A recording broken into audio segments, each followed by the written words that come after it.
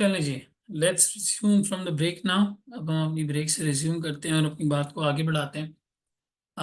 हमने सॉल्व करना है क्वेश्चन स्मार्ट इलेक्ट्रॉनिक्स। ठीक है। प्रोडक्ट लाइफ साइकिल मॉडल की हम बात कर रहे थे, लाइफ साइकिल कॉस्टिंग की बात कर रहे थे, एक्सपेंसेस की बात कर रहे थे, तो वहाँ पे ये बहुत फिट इन होता है। और एक अच्छी प्रैक्टिस यहाँ पे हमारी इसको लेकर जो है वो हो सकती है। बड़ा इंटीग्रेटेड और अच्छा सा सवाल है। आए इसे पढ़ते हैं, समझते हैं और किस तरीके से इसके पॉइंट्स ड्राफ्ट होंगे इस पर बात करते हैं। फिर उसके बाद मैं आपको टाइम दूंगा खुद से सॉल्व करने के लिए और उसके बाद फिर आपको सॉल्व करवा दूंगा। स्मार्ट इलेक्ट्रॉनिक्स SE किसी का समर 2023 की अटेम्प्ट है ये। आई कैप समर 2023 अटेम्प्ट। सही है। Smart Electronics, a company specialized in manufacturing and selling of smartphones, experienced remarkable success when it launched its latest smartphone, the Horizon S. Despite its high price का मतलब है इन्होंने अच्छी खासी प्राइस रखी हुई है। उस्मान कहते हैं सर यूट्यूब पे कब तक अपलोड हो जाएगा? जैसे ही खत्म होगा, कन्वर्ट होगा, मैं यूट्यूब लगा के चला जाऊंगा इंशाल्लाह। प्रोसेस होगा, आप लोगों को मिल जाएगा। अभी पढ़ लेते हैं सवाल, उसके बाद यूट्यूब की फिक्र कर लेंगे इंशाल्लाह ताला। सही है। Despite its high price, Horizon has quickly gained popularity among customers due to its unique features and design. ये ऐसा लग रहा है कि शायद इंट्रोडक्टरी फेज में नया नया जब आया था, इन्होंने अपना स्मार्टफोन लॉन्च कर दिया, तभी लोगों ने बहुत ज़्यादा पॉपुलैरिटी ली है। बहुत अच्छे यूनिक डिज़ाइन फीचर्स थे इनके, डिज़ाइन और फीचर्स थे। Following its established practices, SE adopted life cycle costing for Horizon S, paving the way for strategic decision making throughout the product life cycle. यहाँ पे इन्होंने कहा कि भाई एसई ने एक life cycle costing model adopt किया है इस प्रोडक्ट के लिए, ताकि वो एक स्ट्रेटेजिक डिसीजन मेकिंग कर सकें जब तक इस प्रोडक्ट की लाइफ साइकिल चलती है। जब भी आप शुरुआत में कोई नया प्रोडक्ट लेके आते हैं, अगर कोई बहुत ज़्यादा कंपेटिटर्स नहीं है और आपकी चीज़ों को बहुत पसंद किया जा रहा है, तो आप एक हाई प्राइस रखते हैं एक अच्छा ग्रोस प्रॉफिट कमाने के लिए, एक अच्छा प्रॉफिट मार्जिन बनाने के लिए वहां पर। सही। Horizon is paving the way for strategic decision-making throughout the product lifecycle through intensive marketing efforts. SE successfully created awareness and excitement among potential buyers, resulting in significant sales growth that endured for well over a year. This outstanding performance enabled SE to establish a strong market presence and gain a considerable market share. क्या बन गया भाई ये जो product है इनका? Introductory phase में आए, अच्छा रिस्पांस मिला, मार्केटिंग की, सेल्स ग्रो कर रही है, तेजी से ग्रोथ कर रहे हैं और एक अच्छा मार्केट शेयर इनके पास है। स्टार प्रोडक्ट बन गया इनका ये आउटस्टैंडिंग परफॉर्मेंस आई। इसकी वजह से एक स्ट्रॉन्ग मार्केट प्रेजेंस हो गई और एक कंसिडरेबल मार्केट शेयर मिल गया। एक स्टार प्रोडक्ट यहाँ पे इनका जो है वो बन गया। Observing the tremendous success of Horizon S, SE's direct competitor Ztronics ZT sought to replicate SE's achievement by developing its own smartphone called Z Factor that boasted all the features of the Horizon S and the added innovative feature of 360-degree rotating phone camera. इन्होंने एक additional feature launch किया उन सारे features के अलावा जो Horizon S दे रहा है, वो है 360 rotating phone camera. ZT also employed lifecycle costing for the development and production of the Z Factor. The market reception for the Z Factor was positive, and upon its launch, the market share of Horizon S started to reduce. However, to ZT's dismay, just after a few months of Z Factor's launch, three other reputable competitors also launched their smartphones, which closely replicated the configurations and features of the Z Factor, but at significantly lower prices. Significantly lower prices. अब ये क्या हो रहा है? Competition intense हो रहा है। 5 forces याद करो, पोर्टर्स 5 फोर्सेस। हमने कहा अबव एवरेज प्रॉफिट्स कमाए जा सकते हैं। आप कम है, बार्गेनिंग पावर कम है, ज्यादा सब्स्टिट्यूट्स नहीं है, एंट्री आसान नहीं है, अच्छी सिचुएशन है, आप अबव एवरेज प्रॉफिट्स कमा सकते हैं। कंपनी एंटर हुई, स्मार्ट इलेक्ट्रॉनिक्स होराइजन एस को लॉन्च किया, होराइजन एस के साथ आगे आगे बढ़े, अच्छी प्रेजेंस मिली, मार्केट शेयर अच्छा हो गया। जैसे ही लोगों की एक्सेप्टेबिलिटी पता चली, सबसे पहले उसको जेड फैक्टर ने कॉपी किया, फिर जेड फैक्टर को 3 और कंपेटिटर्स ने कॉपी किया। अब ये ग्रोथ फेज है या कंपटीशन इंटर होता चला जा रहा है। अब आपको प्राइसेस कम करनी पड़ेंगी, नहीं करेंगे तो आप बैरल सस्टेन नहीं कर पाएंगे। लोग इवेंचुअली आपके पास से शिफ्ट कर जाएंगे कि भाई ये ऐसा क्या दे रहे हैं, इतनी प्राइस स्टार्ट कर रहे हैं। काउंटर के ऊपर दुकानदार सारे फोन्स दिखाएगा, वो कोई और सिलेक्ट कर लेंगे। कहते हैं identify the cost that SE may have incurred on Horizon S at each phase of the life cycle to date. जब से शुरू किया अब तक क्या लगता है आपको कि SE ने कौन कौन सी कॉस्ट इनकर यहाँ पे जो है वो की है, किस किस तरीके की कॉस्ट वो लेकर आए हैं अपने प्रोडक्ट की लाइफ साइकिल के स्टार्ट में? हाँ जी, क्या सजेशंस हैं यहाँ पे आपके, कौन कौन सी कॉस्ट लेके आए होंगे वो? एनीवन?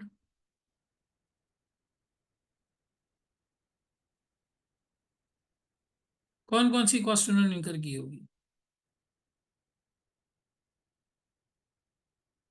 बिल्कुल सर, आप सही बात कर रहे हैं। सबसे पहले ये गए होंगे इंट्रोडक्टरी फेज के अंदर। अगर हम इंट्रोडक्टरी की बात करें तो इंट्रोडक्टरी फेज के अंदर प्राइमरीली हमारे पास R&D आता है, ठीक है। फिर हमारे पास प्रोडक्ट की डेवलपमेंट आती है। प्रोडक्ट की डेवलपमेंट के बाद थोड़ी बहुत कंसिडरेबल यहाँ पे आप मार्केटिंग करते हैं, यानी गिव अवेज देना, लोगों को फ्री सैंपल्स देना, कोई छोटा मोटा इवेंट रखना, अपना प्रोडक्ट दिखाना, सर्वे करना, ये सब चीज़ें इसके अंदर आ जाती हैं। फिर जैसे ही ये जाता है ग्रोथ फेज के अंदर, तो ग्रोथ फेज में आप कह सकते हैं कि थोड़ा सा एंगल जो होता है वो रोबस्ट मार्केटिंग का होता है, ठीक है। आप एक्सपेंशन करते हैं, बहुत ज्यादा लोगों को माल उधार पे देते हैं, क्रेडिट पे देते हैं, सर वर्किंग कैपिटल फंसता है, पेरोल कॉस्ट बढ़ती है, बुक्स में तो अमीर हो रहे होते हैं, कैश फ्लो के हिसाब से थोड़े मसले मसाइल प्रॉब्लम चीजें जो है वो क्रिएट हो जाती हैं, ठीक है ना। फिर दूसरे कंपेटिटर्स ऐड हुए हैं, लेकिन ये बात कोई बहुत स्पेसिफिक इन्होंने नहीं बताई कि ये मेच्योरिटी फेज में गया है या नहीं गया।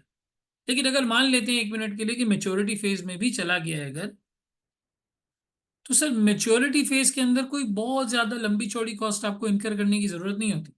अभी तो ऐसे बाजायर सवाल को देख के नहीं लग रहा कि मेच्योरिटी की फेज के अंदर वो गए, लेकिन कहने का मकसद अगर चलो मान भी लो कि मैंने जो मेच्योरिटी का फेज है वो आया है, तो फिर आपका क्या होता है?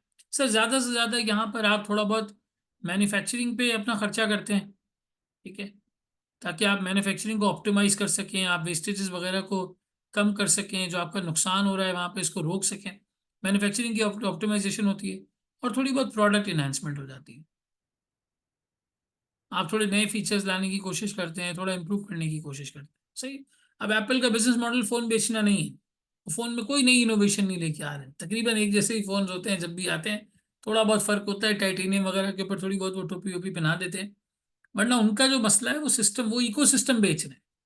वो बोल रहे हैं डेवलपर हमारे प्लेटफॉर्म पे हो, टीवी हमारा यूज हो, लैपटॉप यूज हो, एयरपॉड यूज हो, स्टोरेज यूज हो, हमारे AI प्रोडक्ट्स यूज हो, so on and so fourth. और अगर यहाँ पे मिसाल है, अगर दिया हुआ होता, अगर सवाल में डिक्लाइन फेज दिया हुआ होता किसी वजह से, तो हम कहते हैं कि भाई डिक्लाइन के अंदर कोई एज सच बड़ी कॉस्ट इनकर नहीं होती, आप एक सूटेबल एग्जिट तलाश करके बाहर आ जाते हैं, सूटेबल एग्जिट तलाश करके आप यहाँ पे बाहर आ जाते हैं। तो 4 हेडिंग्स और हर हेडिंग में एक दो पॉइंट्स, 2-3 पॉइंट्स यहाँ पर आपके पास आ जाते, आपका ये पहला वाला पार्ट आराम से डन हो जाता। आप कॉस्ट आइडेंटिफाई कर लेते, सिचुएशन स्पेसिफिक कॉस्ट आइडेंटिफाई कर लेते। अब देखो ड्राफ्टिंग के अंदर ये बहुत जरूरी है कि मैं उन इंस्टेंसेस को, उन बातों को जो सिनेरियो के अंदर मौजूद है उसके रेलेवेंस में जवाब दूं। फॉर एग्जाम्पल मैं आपको इसकी एक एग्जाम्पल दे देता हूँ। अब मैं डॉक्टर के पास जाता हूँ, मैं कहता हूँ डॉक्टर साहब मेरी तबीयत ठीक नहीं है, गला खराब है, ये है वो है फलाना है बहुत।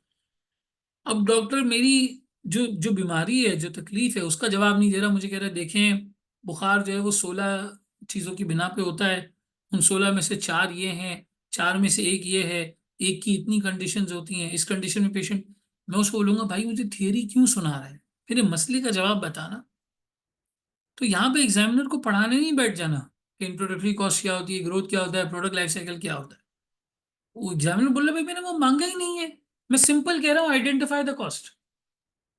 एग्जामिनर कह रहा है मैं सिंपल तुम्हारे सामने बात कह रहा हूँ, आइडेंटिफाई द कॉस्ट, मुझे कॉस्ट आइडेंटिफाई करके दे दो जो इनकर की है होराइजन के ऊपर, बस।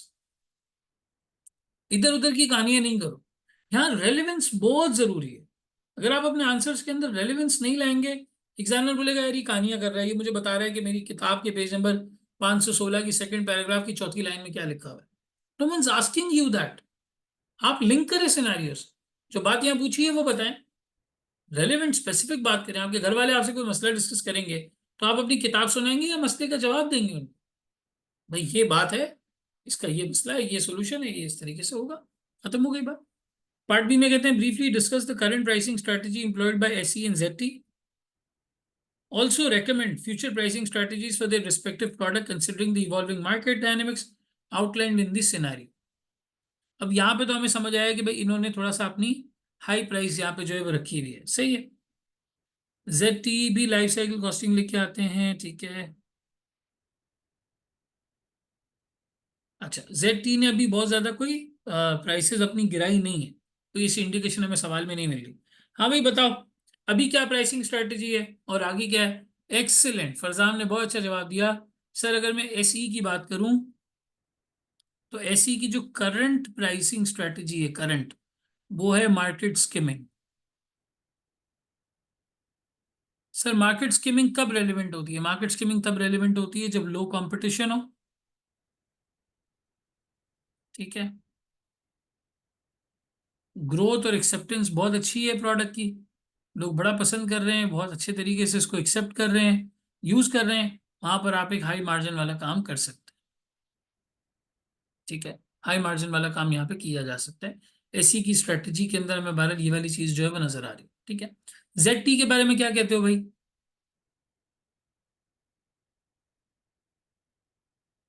हाँ जी, जेड टी के बारे में क्या कहते हो?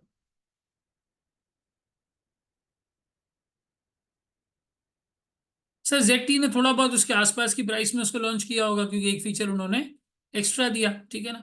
एक फीचर थोड़ा सा एक्स्ट्रा दिया, तो एक कंपेरेटिव प्राइसिंग वहां पे भी जेड ने थोड़ा सा फॉलो किया। सिमिलर सिमिलर आपका उसी तरीके की प्राइसिंग यहाँ पे जो है वो नजर आ रही, ठीक है। अब ये तो हो गया क्योंकि उस वक्त बहुत ज्यादा कंपेटिटर्स नहीं थे, लोग पसंद कर रहे थे, एक्सेप्टेंस बहुत अच्छी आ रही थी, ग्रोथ बहुत अच्छी आ रही थी। फ्यूचर स्ट्रैटेजी यहाँ पे इनकी क्या होनी चाहिए? हाँ भाई, फ्यूचर स्ट्रैटेजी के बारे में क्या कहते हैं? फ्यूचर स्ट्रैटेजी इनकी यहाँ पर क्या होनी चाहिए, कंसिडरिंग कि अब 5 कंपेटिटर्स आ गए? आप सोच सकते हैं, मैं आपको 1 से 2 मिनट का टाइम देता हूं, आप इसके बारे में सोच सकते हैं। सोच के कॉन्क्रीट जवाब दें। यहाँ पर आपको स्ट्रैटेजी क्या समझ आती है कि आगे इनको क्या करना चाहिए? मार्केट शेयर को देखना, किसका मार्केट शेयर कितना ज्यादा है, कौन कितने अच्छे तरीके से जो है वो लेकर चल रहा है, क्या सूरत हाल है, कितना कंपटीशन ऐड हो रहा है, उसके बाद बताओ।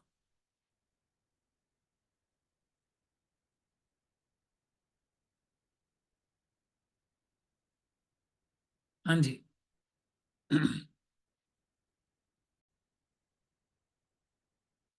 कुछ स्टूडेंट्स ने यहाँ पे कहा कॉस्ट लीडरशिप डिफरेंशिएशन, इसकी कोई रेलेवेंस नहीं बनती, इसकी कोई रेलेवेंस नहीं बनती। अगर मैं फ्यूचर स्ट्रेटजी की बात करूं,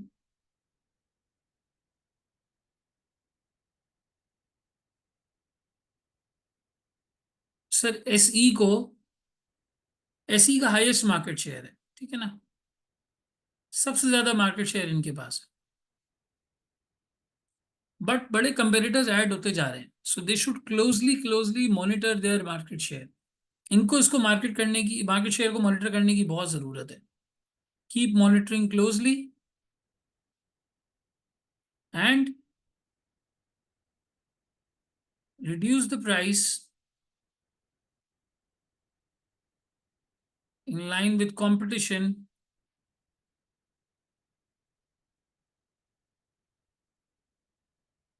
as soon as it is expected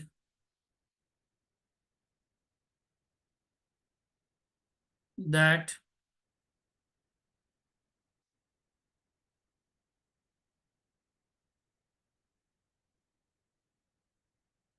they will lose the market share। जहां उनको नजर आए, आपको उसी वक्त इसको जो है वो करना है। इसके बरक्स Z T, sir Z T का तो अभी मार्केट शेयर बना ही नहीं था, उनको तो फौरी प्राइस रिड्यूस करनी चाहिए। Reduce price in line with the competition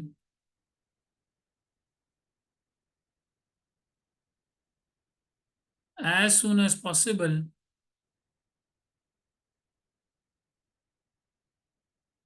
as the launch was just months ago।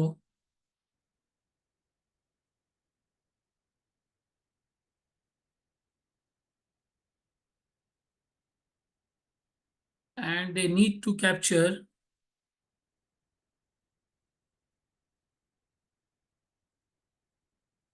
the market share. Market share capture करने की जरूरत है। इसकी एक क्लासिकल एग्जाम्पल अभी गाड़ियों की इंडस्ट्री के अंदर अभी हुई है, just 2-3 days back. Classical example हुई है बिल्कुल। आप में से कितने लोगों को पता है सुजुकी ने 10 अरब का लॉस किया था? कितने लोगों को ये बात पता है? अच्छा, सुजुकी का एक सिग्नेचर प्रोडक्ट है ये स्विफ्ट।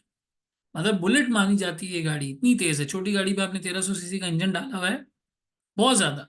किया वालों को, जहां तक ये सुनी सुनाई बात है, I don't have any authentic proof for that, मेरा एक अंदाजा भी है, किया वालों को ये पता था कि भाई स्विफ्ट ने पैसे कम करने हैं, तो उन्होंने स्टोनिक पे इतने पैसे कम कर दिए कि स्विफ्ट सारी मार्केट ना ले जाए। क्योंकि वही कस्टमर जो स्विफ्ट में थोड़ा माइंड इधर उधर करता था, वही स्टोनिक की तरफ आता था। वरना बाकी गाड़ियां तो फिर बहुत ऊपर निकल चुकी है ना। तो स्विफ्ट और स्टोनिक की टक्कर चलती थी 8-10 लाख रुपए के फर्क से। 50 या 55-53-54 लाख की 54-55 की शायद स्विफ्ट थी, 60-62 की शायद स्टोनिक थी, करीब करीब ये चल रहे थे। तो पता चला कि जी वो प्राइस कम कर रहे हैं, तो उन्होंने फटाक से कम कर दी, फौरन से कम कर दी। तो तुम्हारा ये जो ZT है ना, ये इसी हालत में है बेचारा। अभी आया है, कुछ महीने हुए लॉन्च किए हुए, 2 कंपेरेटर्स 3 कंपेरेटर आ गए। उसने कमाया ही नहीं है, तो उसको तो फौरन प्राइस कम करनी चाहिए, ताकि वो कमाए तो सही। जैसे स्विफ्ट की ये वाली जनरेशन जब लॉन्च की, मतलब सेल ही नहीं हुई पाकिस्तान के हालात की वजह से, कमा ही नहीं पाई सुजुकी उससे। उनको प्राइस कम करनी पड़ेगी। प्राइस कम ZT करेगा तो वो 3 कंपेटिटर्स के आगे खड़ा रह सकता है। ऐसी तो अभी मार्केट लीडर है, वो अभी अपना market share enjoy, brand loyalty, brand recognition, repeat customer वगैरह, ये सब कुछ अभी वो एंजॉय कर रहा है। नजर आ रहा है कि हाँ यार, लोग खरीद रहे हैं, चीजें समझ में आ रही हैं, लोगों को अच्छा लग रहा है। अभी उसका कोई प्रोडक्ट फेल नहीं हुआ, कोई ऐसी चीज वायरल जो है वो फेल नहीं हुई, इस तरह की कोई चीज नहीं हुई। लेकिन टेक्निकली स्पीकिंग, बहरहाल अपनी जगह पर आगे जाके प्राइस कम करनी पड़ेगी। अभी नहीं कर रहे कम, ठीक है, सही बात है, आपका मार्केट शेयर अच्छा है, लेकिन जैसे ही आपको लगे कि आप अपनी मार्केट लूज करते जा रहे हैं, आपको उसी वक्त अपनी प्राइस को जो है वो कम करने की जरूरत है। उस्मान कहते हैं, लेकिन सर इतनी सिग्निफिकेंट प्राइस डिक्रीज कैसे कर ली जब डॉलर भी 250 से ऊपर है? यार हो सकता है उन्होंने अपना मार्जिन जो है वो किया हो, लेट गो किया हो। हम मतलब एटलीस्ट इन्वेंट्री तो निकालें, इतनी इन्वेंट्री फंस जाएगी हमारी। मार्जिन लेट गो किया, हो सकता है वो एक्सपेक्ट कर रहे हो कि आगे जाके इंटरेस्ट रेट्स वगैरह गिर जाएंगे, डॉलर गिर जाएगा, हो सकता है ये एक्सपेक्टेशन हो। बहरहाल जो भी ये है, ये कंपटीशन की कहानी सारी। ठीक है। सर अब होंडा भी कर भाई, ये मुझे नहीं पता, ये सुनील मन से पूछो, ये बाकी उसको पता होगा, मुझे नहीं पता इसके बारे में। खैर, ये हो गई हमारी करंट प्राइसिंग स्ट्रैटेजी, और हमने थोड़ा सा रेकमेंड भी कर दिया कि फ्यूचर में दोनों को क्या करना चाहिए, दोनों के रिस्पेक्टिव प्रोडक्ट के हवाले से। तीसरा कहते हैं, suggest strategies other than the pricing that SE and ZT may adopt for their product to extend their existing product life cycle। Pricing के अलावा बताओ, प्राइसिंग के अलावा यहाँ पे क्या दोनों कंपनीज कर सकती हैं जिससे इनकी प्रोडक्ट लाइफ साइकिल थोड़ी इनहेंस होगी और ये आगे बढ़ सकेंगे। इसके लिए मैं अब आपको 2-3 मिनट दे रहा हूँ, थिंक ऑफ इट, इसे लिंक करने की कोशिश करें अपनी अंडरस्टैंडिंग से, और फिर इस आंसर को जॉट डाउन करें। गलत लिखें बेशक, कोई मसला नहीं, ट्राई जरूर करें, कोशिश जरूर करें। I am giving you 5 minutes, 3 to 4 minutes for this. इसको अटेम्प्ट करें, फिर हम इसको डिस्कस करते हैं। चलें जी, अब आए इसका सोल्यूशन डिस्कस करते हैं। हमारी स्ट्रैटेजीज अदर देन प्राइसिंग क्या होनी चाहिए?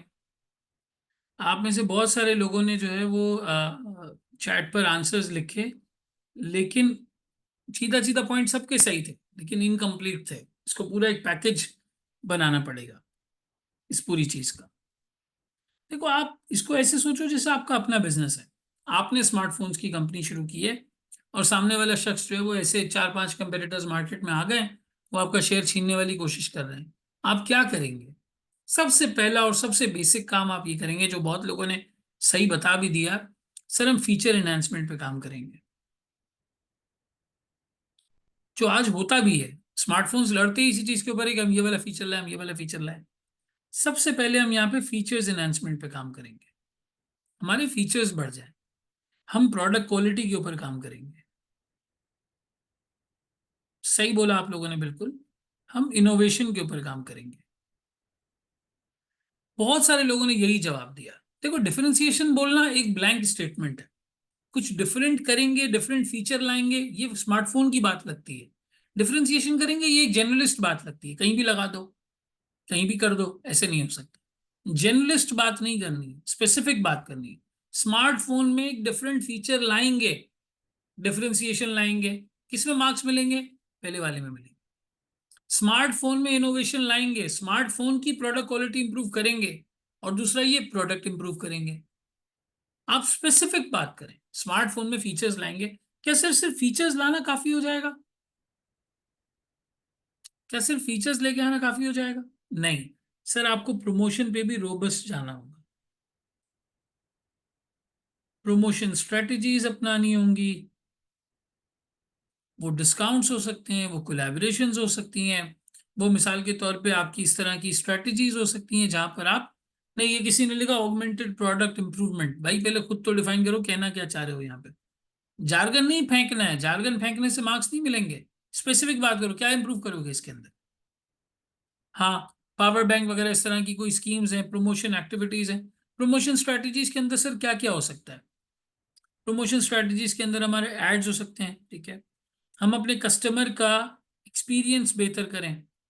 सर वो कैसे होगा? कभी पैकेजिंग आप अच्छी करते हैं, कभी आप अपनी प्रोडक्ट को अच्छे तरीके से उनके यहाँ पे डिलीवर करवा देते हैं, ठीक है।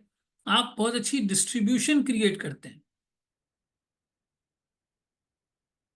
As many shops as possible.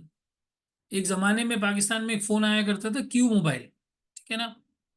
Q mobile की खासियत ये थी, आप दुकानदार के पास खड़े हो जाएं, वो क्यू मोबाइल के ही 25 फोन आपको दिखा देगा। प्रोबेबिलिटी थी 90% कि आप क्यू मोबाइल ही उठाएंगे, क्योंकि 25 फोन आपके सामने है ही एक कंपनी के। Colour change, model change, button change, model change, screen change, model change, front back change, model change, एक अलग मॉडल बन जाता था उस फोन का। तो टेक्निकली स्पीकिंग डिस्ट्रीब्यूशन बहुत रोबस्ट थी क्यू मोबाइल की। हर दुकान पे बैठ गया था जाके वो, और कैसे? दुकान वालों को डिस्काउंट्स दिए। एक प्रॉपर आपने डिस्ट्रीब्यूशन क्रिएट की, प्रॉपर आपने प्रमोशन स्ट्रैटेजी बनाई, आपने अपने फीचर्स को एनहेंस किया, आपने एड्स चलाए, कस्टमर एक्सपीरियंस बेहतर किया। यहाँ पे आ सकता है मिसाल के तौर पे इन्फ्लुएंसर मार्केटिंग। आपने बड़े जो इन्फ्लुएंसर्स हैं उनसे अपनी ब्रांड की इंडोर्समेंट ली, ब्रांड इंडोर्समेंट करवाई, अपने फोन को इन्फ्लुएंसर से इंडोर्स करवाया। ऐसे लिखोगे एग्जाम में, ऐसे नहीं लिखोगे कि इन्फ्लुएंस मार्केटिंग कर ली। अपने फोन को किसी इन्फ्लुएंसर से ब्रांड इंडोर्समेंट करवाई स्पेसिफिकली, ताकि लोग देखें उसको। आपने एफिलिएट मार्केटिंग की, किसी को एफिलिएट कर लिया अपने साथ, वो आपके लिए आपके प्रोडक्ट को जो है वो सेल कर रहा है। आपने इस तरह की चैनल्स बनाए जहां पे ये सारी चीजें सेल हो। आपने आफ्टर सेल सर्विस बहुत अच्छी दी, आफ्टर सेल सर्विसेज को आपने बहुत हद तक इम्प्रूव किया। अब ये सारी स्पेसिफिक और पर्टिकुलर बातें हैं जो सारी की सारी प्रोड्यूस हो रही हैं यहाँ पे। अगर आपका फोन महंगा है तो आपने इंस्टॉलमेंट प्लान्स किए, टाई अप्स किए, इसको कहते हैं collaborations. Collaboration and tie ups मुख्तलिफ ब्रांड्स के साथ, मिसाल के तौर पर बैंक्स के साथ, आपने बैंक्स के साथ, एनबीएफसी के साथ टाई अप किया, ताकि क्या हो जाए, आपका फोन इंस्टॉलमेंट पे मिलना शुरू हो जाए। इस तरीके की चीजें, ये सारी स्ट्रेटजी है जो आपको कंपटीशन से लड़ने की ताकत देगी, कंपटीशन के अगेंस्ट जाने की ताकत देगी। तो बहरहाल ये तीन पार्ट्स यहाँ पे हुए। हमने स्पेसिफिक स्मार्टफोन का मसला हल किया, स्पेसिफिक बात की है। हवा में बातें नहीं करनी है, हवा में चीजें नहीं बोलनी है, बहुत स्पेसिफिक बात करनी है, बहुत टू द पॉइंट, बहुत क्लियर बात करनी है, टू द पॉइंट और क्लियर बात करनी है, ठीक है। तो यहाँ तक आते आते हमारा ये क्वेश्चन स्मार्ट इलेक्ट्रॉनिक्स इसके ऊपर मुकम्मल हो जाता है।